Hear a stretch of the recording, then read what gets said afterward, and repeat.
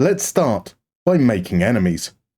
In the 2018-19 season, Liverpool finished second, amassing 97 points. Impressive, but still losers. Not even the best losers. In the season just gone, FENERBAHÇE picked up 99 points en route to second in the Turkish Super League. That brought an end to Ismail Kartal's third spell as manager, each concluding with a runners-up spot. Always the bridesmaid, never the bride. His replacement is none other than the special one, Jose Mourinho, who will be tasked with bringing league glory back to the Yellow Canaries for the first time in 12 years. He hasn't won a league himself though since the 14-15 season with Chelsea. If only there was a better option. Welcome to the Moneyball Clinic. I took the top 30 leagues, simulated them in full detail, then smashed it all together to create an aggregated database. This will be the baseline, from which I'll be taking a look at a different team each episode, analysing their squad, creating a simple tactic, and using performance data to suggest practical transfer targets. Let's talk databases. We're using FMRTE's custom start date and real fixtures mods. This allows us to take over at the end of the season just gone. The mods are linked in the description below. Now this is a very good team, probably the best we've tackled in this series relative to the division in which they play. We should do well with minimal changes, which is exactly what I've not done. This is the biggest overhaul to date, and it all comes down to one thing: wages. Our 2 million transfer budget is more than sufficient, but means absolutely nothing when our remaining wage allowance is 201. Not 201,000, 201. We are spending 99.98% of our 1.3 million per week wage budget, and I'm not comfortable living that close to the edge. But that's what Moneyball is for, right? We'll look at the data and find players who can perform as well, if not better, but cheaper. We're also in a bit of a bind when it comes to registration rules. The season just gone, those rules are a little convoluted, but thankfully they're a lot simpler for the one coming up. 26-man squad, 7 of which have been trained in Turkey, 2 of which have been trained at FENERBAHÇE. A maximum of 12 foreign players. That last bit is a problem. We start with 17 foreign players and a further 3 are due to return from loans elsewhere. If we look at this another way, we've currently got a squad of just 8 Turkish players. So in addition to bringing the wage budget down, we also need to get patriotic. So let's take a look at the squad. Dominik Livakovic is an FM legend. Goals conceded is a metric that is highly influenced by the quality of the team, but XG prevented shows Livakovic to be a quality shot stopper. We expect to dominate, and so his contribution with the ball is just as important. In the 90th percentile for possession won and 75th for possession lost, Livakovic is a very good sweeper keeper and our number 1. Interestingly, Irfan Can faced almost the same XG per 90, but prevented 0.06 fewer goals. The difference is marginal. Where it's not marginal, however, is possession won. Irfan is not as effective sweeping, but a dependable backup. Creating these aggregated pizza charts for each player takes quite a bit of time, so I'm not going to bother for Leonardo Bonucci. He's retiring. Rodrigo Bercao is great at regaining and retaining possession, in the 99th percentile for both. Wins 78.4% of his tackles, but his 69.6% header win rate is a little concerning. In fact, all of our centre-backs had less than 70% header win rate, so let's dig a little further. The average header win rate amongst centre-backs in the top 30 leagues is 70.86%. Bundesliga leads the way with a 72.42% average. The Turkish Superliga lingers all the way down in 25th at 70.14%. Rodrigo Bercao is still below the average, but not by an alarming amount. The same cannot be said of Alexander Djiku. He wins only 61.5% of his headers, and that is not good enough. Not for 40k a week. Sold to the highest bidder. In this case, Fulham, for €7.5 million. So let's talk replacements. Burak is an intriguing option. Comparable tackle win rate and possession metrics, along with a 70.2% header win rate. He would be available for around 500k on a modest wage and willing to play second fiddle to Rodrigo Bercow. That's all good, but our answer might already be at the club. Samet spent last season on loan at Panathinaikos, where his 85.9% tackle win rate and 77.3% header win rate were sensational. An easy solution. Kalar is another we'll skip by. He's not interested in staying beyond his loan deal. Luan Perez next. He split time between centre-back and left-back, which contributes to his higher dribble numbers and lower ball retention. I am concerned by his 75.6% tackle win rate though, and his contract has just 1 year left. For 30k per week, we can do better, so he's being thrown to the Wolves for 4 million. That brings Burak back into contention. Despite being right-footed, he can cover at left-back, just about, and replacing a foreign player with a Turkish player will do us the world of good for our registration needs. Or we could bring in Lanús defender Jose Canale. The 27-year-old Paraguayan can provide cover at left-back and in midfield, is remarkably good at ball retention, and his 74.2% header win rate would immediately make him the second best in the team. Flexibility is king, and so Burak misses out once again. Jose Canale arrives for 1.5 million and 10.5k per week.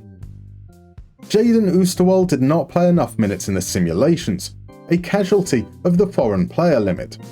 That makes him an unknown quantity, but there's a lot to like here. He has the physical profile to play at centre-back or left-back, he's young, on a reasonable wage, and a perfectionist. He'll get his chance. At right-back, David Duchovny. 80th percentile for headers won, 60th for progressive passes, 80.4% tackle success rate. He's not particularly creative, which might be indicative of Ismail Kartal's tactical preferences, but he is a solid defensive option. He's in competition with Bright Asai Samuel. In the 85th percentile for dribbles, he's exciting. In the 15th for possession lost and expected assists, he's frustrating. Brentford are willing to give us 4.2 million, and we're happy to see him go. Mehmet, on loan at Trabzonspor from Schalke, could be his replacement. A little more creative than Mert, a little worse than everything else. He also performs similarly in less important areas, such as header win rate, and that could be helpful in terms of tactical consistency. Or we could go big, and snag one of my recommendations from the right backs video. Alan Mozo outperforms Mert in key areas, expected assists, tackle win rate, and possession won. For that, I can forgive the slightly lower number of progressive passes. At 27, he is entering his peak, and we can expect that to be reflected in his wage demands. Registration concerns loom large, so Mehmet wins out. 1.8 million, 22k per week. Ferdelicious. 70th percentile for expected assists, 80th for dribbles, 85th for progressive passes. Ferdy is my kind of fullback. Despite being right-footed, he can play on either side, and I see him as our left-back.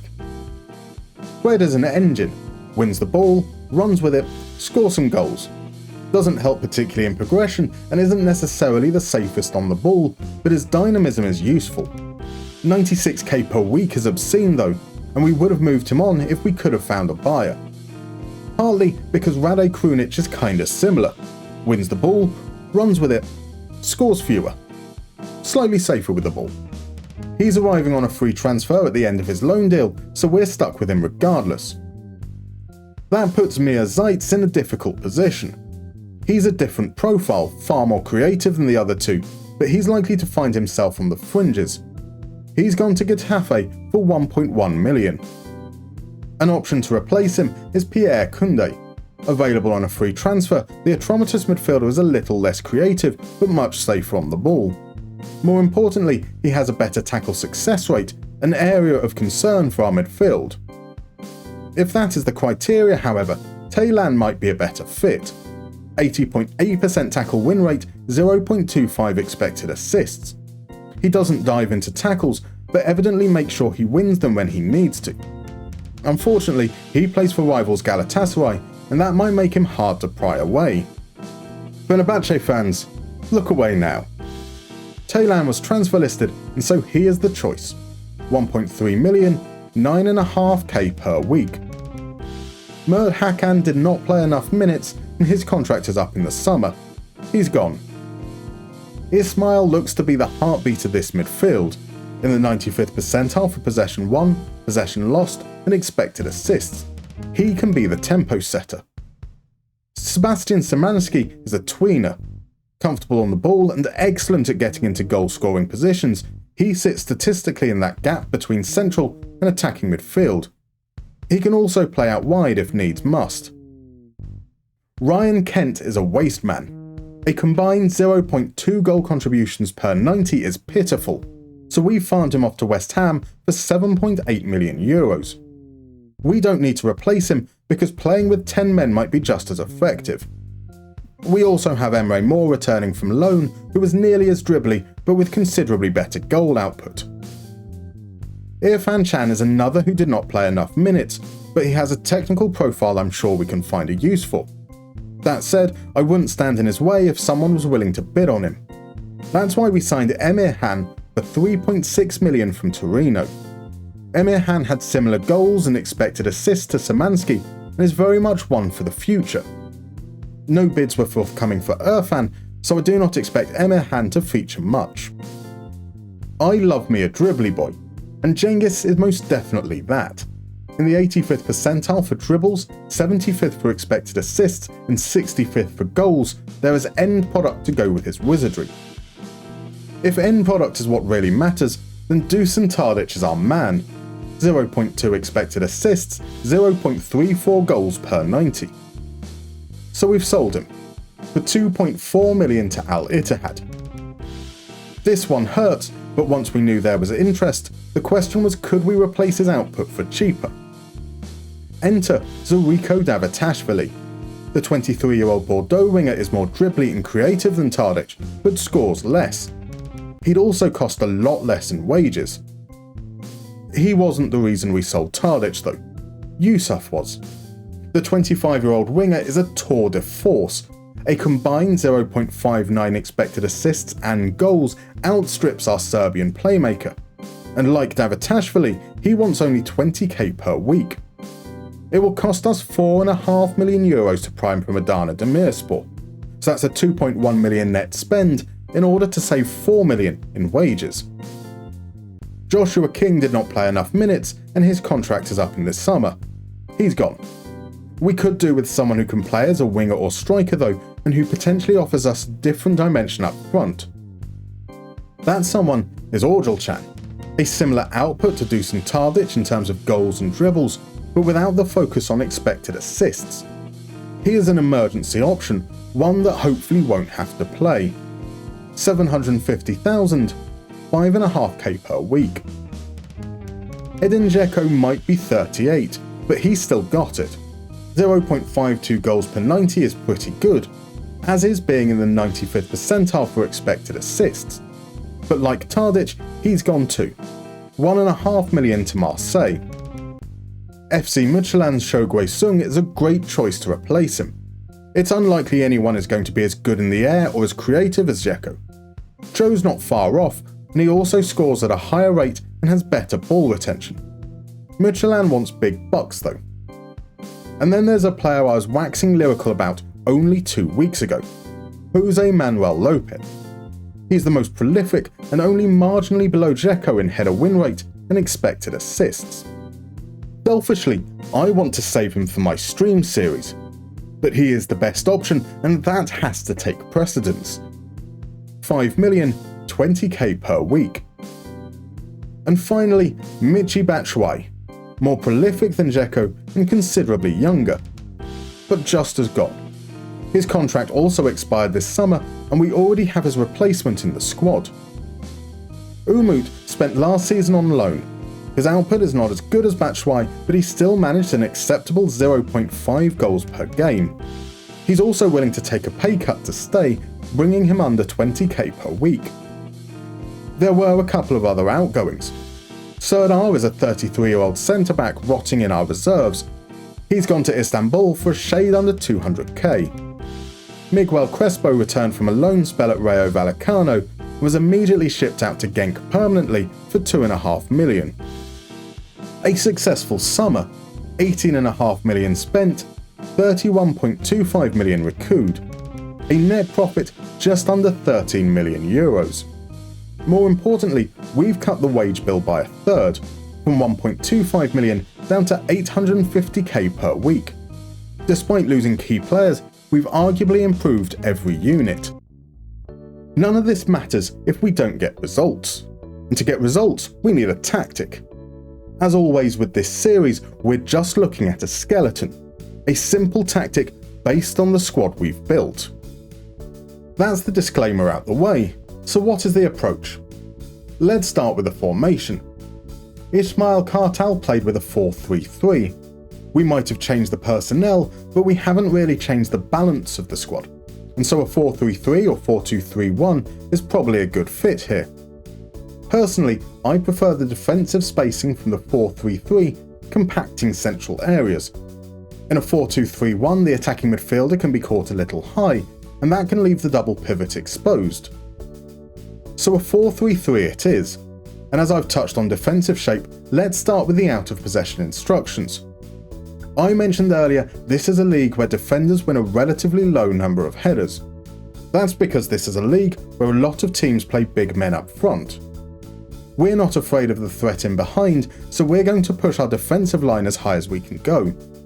That also means we'll engage in a high press, as I like teams to have one notch of compactness beneath the default level. And we'll commit to that press. That also means we'll run with a sweeper keeper on the most aggressive duty. In transition, we'll counter-press. I say this every episode, it's the best time to win back the ball and we have bodies forward. The rest of the instructions I'll touch on a little later. In possession, let's focus on the front five. We inherited a squad with a surfeit of left-footed wingers and right-footed fullbacks. That helps shape what we'll do here.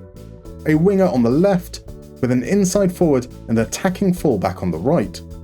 We've followed the league's template for having a big man up front, so he can be a target forward on support. That means we need one more runner, and that will come from left central midfield. In build-up, I favour a 2-3-5 here. We are second favourites for the league, and as such we expect teams to play defensive against us. We need to be able to break them down. 3 in the midfield strata provide support to the front line and allows us to quickly switch play. Again, we are not worried about the opposition threat in behind, so the 2-man rest defence is a risk I'm happy to take. A Carrilero on the right, an inverted wingback on the left should help provide that lateral support. At the base, I'm going with a deep-lying playmaker on defend. This should make him the hub, encouraging us to move the ball backwards and recycle possession when options aren't available further ahead. With the deep-lying playmaker as the fulcrum, we don't need ball-playing defenders, and so boring old central defenders will suffice. I trust the players to make the right decisions, and so team instructions are kept to a minimum. We'll overlap on the right-hand side and play out of defence. We'll ask the keeper to distribute to the defenders to encourage this behaviour. Just 2 player instructions too. The deep-lying playmaker is told to take more risks. The inside forward sits narrower. All that's left to do is play the game. Here's how it works. All responsibilities have been delegated except those pertaining to transfers. Staffing, media, training, set pieces, all under the auspices of our backroom team. I'll go on holiday between games, turn up on match day, pick the starting lineup, then hit instant result. After the game I'll give the players 1 day's rest. Repeat ad nauseum. So how did we get on? Pretty damn well. The title drought is over as we improved on last season's points tally by 1, breaking the 100-point barrier.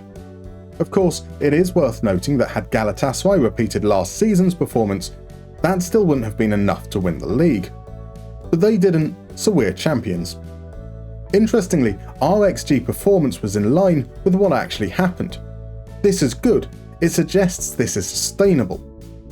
We made it a domestic double, beating Trabzonspor in the Turkish Cup, but only made it to the first round of knockout games in the Champions League before losing 2-1 to Monaco on aggregate. We weren't expected to reach the competition proper, so to make it out of the group stages is pretty pleasing. We can be equally pleased with our new arrivals. Emir Han was our worst performer with a 6.83 average rating. He was never meant to play as much as he did, but he acquitted himself well. If he can improve his finishing, there's a very good player there. Taylan did the things he was brought in to do: win his tackles, progress the ball, create chances. Can't ask much more from a fourth choice. Jose Canale was signed for his flexibility, splitting time between centre-back and defensive midfield, dependable in both positions. Exactly what we needed. Mehmet was marvellous, eventually winning the starting job over Mert. Progressive, applied pressure, created chances. 12 assists all from open play is fab. Like Emirhan, Ergoltan played more than expected, coming in as relief for easier matchups. 10 goals and 2 assists in the equivalent of 15 full games is the making of a cult hero. Jose Manuel Lopez technically scored at a lower rate, but played the tougher games. He was brought to score goals and win headers, and he did it in abundance. With 27 goals in all competitions, he was far and away our top scorer. Finally, Turkish Super League Player of the Season, Yusuf. Double figures for goals and assists, Yusuf was sensational. Look, success with a team of Fenerbahçe's quality is no great surprise, but for a team who has often chased high-profile signings on big wages, I think it goes to show what can be done with a more considered approach, even if it hurt letting Dusan Tadic go. Would you have kept him around, or maybe signed someone different? Let me know in the comments below. See you next time.